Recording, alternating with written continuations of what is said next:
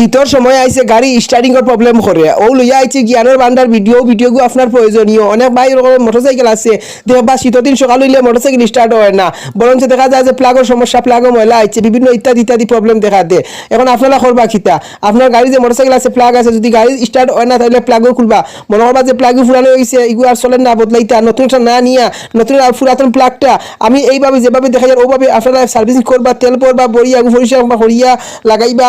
তেল পরবা বড়িয়া আপনারা এগুলো বালা করে ওয়াশিং করবা করিয়ালে তার বাদে আপনারা ওই